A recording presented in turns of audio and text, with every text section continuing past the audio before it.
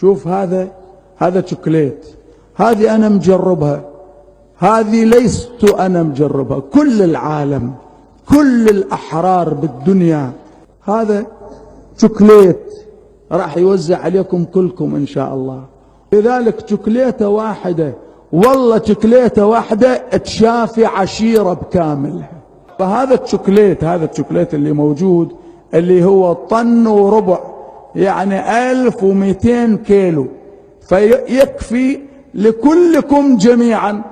لذلك اللي عنده حاجة حبيبي يلتفت الآن، يلتفت يحضر حاجته، بعدين هذا يوصل لكم بطريقة فنية إن شاء الله. سماحة الشيخ حسين الله يبارك فيه واضع له طريقة كلكم تأخذون، رجال ونساء، ما يبقى أحد ما يأخذ من هذا.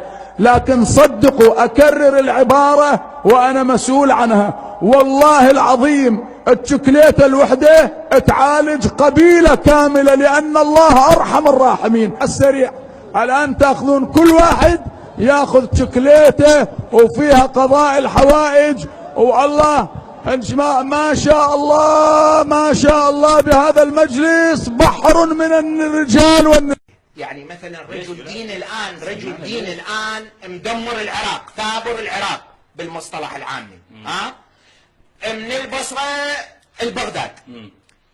حمودي شكليته طن وربع، يقول شكليت، كل شكليته تداوي عشيرة من الأمراض.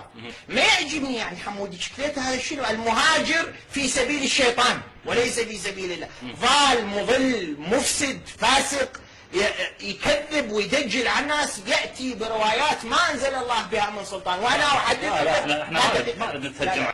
هسه بعد 70 سنة يكون العقل الشيعي حمودي شكليته.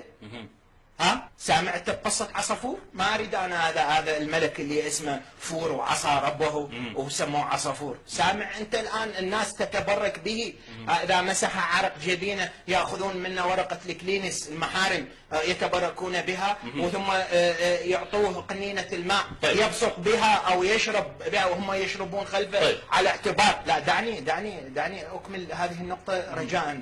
يعطوه قنينة يشرب منها.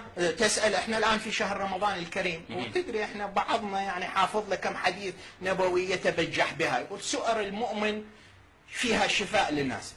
أهل البيت هذول سؤر المؤمن، مو سؤر المؤمن هذول أولياء الله الصالحين. لا فمه نجس، لأنه يربي الناس. يعني ربما هو هذا شكليته وغيره راح يخليني أرجع للإعلام حتى أنبه الكثير من الناس إلى هذا الزيف الفاضح الذي يطرح الآن من